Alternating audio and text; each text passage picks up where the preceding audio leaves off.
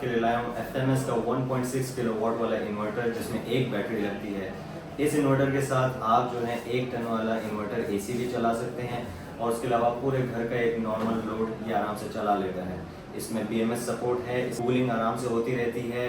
मौसम में नमी आ जाए, नमी की वजह से ये इन्वर्टर ख़राब नहीं होगा। और इसमें 6 पैनल लगा सकते हैं आप। 3000 वाट की इसकी कैपेसिटी है, तो मतलब आप आराम से 6 पैनल लगा सकते हैं। 1.6 किलोवाट की आउटपुट है, एक बैटरी सपोर्टेड है।